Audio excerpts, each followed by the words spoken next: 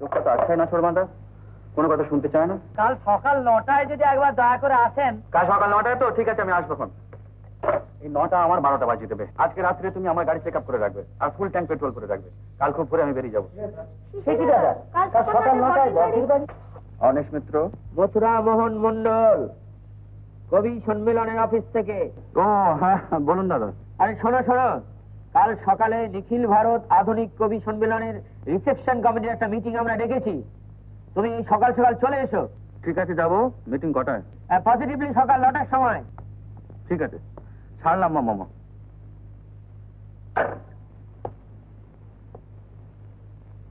অনু, কি করছিস? কি রে দিদি, কখন এলি? অনেকক্ষণ, এবার যাবো। শোন, কাল সকালে তোর কি কোনো কাজ টাজ আছে? ওরে বাবা, অনেক কাজ। না, ওই কাজ টাজ পরে করবি। কাল সকালে তোকে আমাদের বাড়ি আসতেই হবে। কেন রে? তোর জন্য মেয়ে দেখেছি। ওটা কাল সকালেই আসবে বলেছে। এবার নিজেই মেয়ের সঙ্গে কথা বলে দেখো পছন্দ হয় কি না। তা হ্যাঁ রে, এই বুড়ো বয়সে মাথায় টোপর টোপর পরে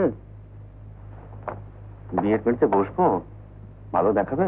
মা থাকলে ময় কান ধরে বসাতো। লজ্জায় কাউকে মুখ দেখাতে পারি না। সবাই বলে এমন নামে গুনে ভাই তোমার, দেশ জোড়া যার খ্যাতি, তার এখনো বিয়ে হচ্ছে না কেন? তা বললেই বলিস, বিলেত আমেরিকা ফেরত ভাই আমার নিশ্চয়ই কোনো বিদেশিনের নীল চোখের ভালোবাসায় হাবুডুবু খাচ্ছে। তাহলে তো বুঝতে একটা কাজ করেছিস। নীল চোখ দূরের কথা, এদেশের একটি কালো হরিণ চোখের কথা কেউ তো বিদ্য হলি না।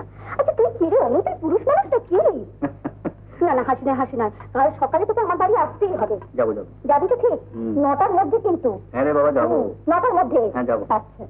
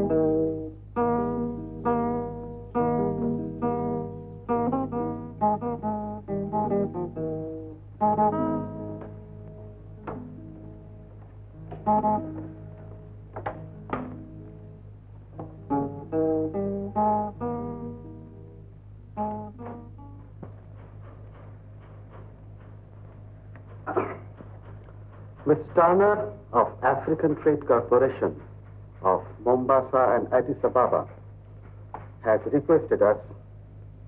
Well, Miss Jones, this for the day. Thank you, sir. I should call you later. Ionis Post. তোর সঙ্গে আমার কতগুলো পরামর্শ আছে। দেখ, আমরা তো এক্সপোর্ট লাইসেন্সটা পেলাম, আমি ভাবছিলাম যে তুই যদি একবার আফ্রিকা ঘুরে আসিস, কারণ ওখানকার মার্কেট তো আমাদের বোঝা দরকার। আর তাছাড়া কত ফরেন কম্পিটিটর আছে। মনে তো রয়েছে? আরে না না, ফরেন মার্কেট বোঝার মতো অভিজ্ঞতা কি মনীষের আছে? না না, তুই ঘুরে আয়, I can depend on you. কিন্তু আমার ফ্যাক্টরিকে আমাকে ছাড়বে? তাহলে তুই ফ্যাক্টরিটা ছেড়েই দে। ওটা হলো চাকরি আর এটা হলো নিজেদের ব্যবসা।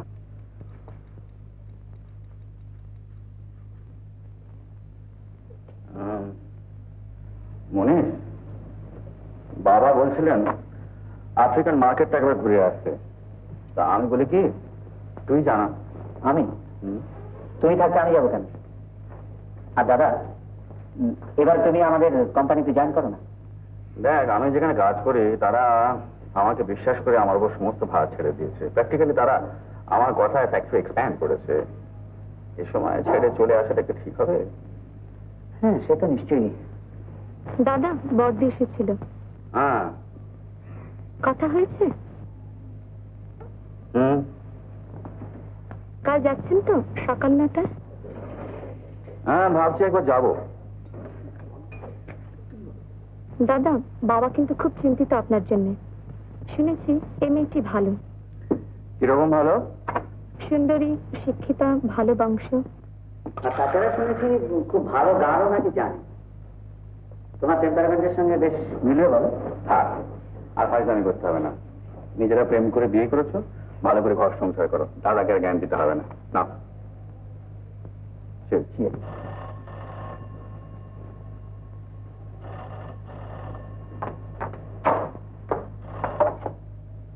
হ্যালো, বলুন।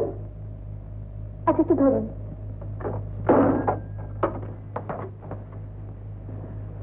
দাদা, থ্যাংক ইউ। অনিশ মিত্র অফিসের কথা বলছি। হ্যাঁ বলুন।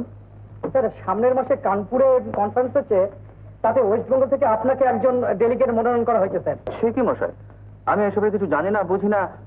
না না, আমি এসবের মধ্যে নেই।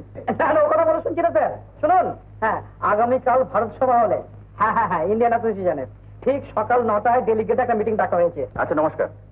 এই লোকটা তো আছেই না ছোড়বান্ধা, কোনো কথা শুনতে চায় না। তুমি তো কারোর সঙ্গে কোনোদিন মিশবে না, কোনো কথাও বলবে না, কারোর সঙ্গে কোথাও যাবেও না। দাদা, লোকের সঙ্গে তো মেলামেশা করা ভালো, বুঝলে?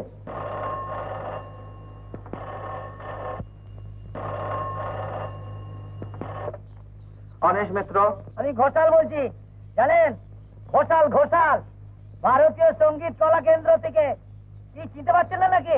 হ্যাঁ বলুন বলুন, কি ব্যাপার? কাল সকাল 9টায় যদি একবার দয়া করে আসেন। কাল সকাল 9টায় তো? ঠিক আছে, আমি আসবো।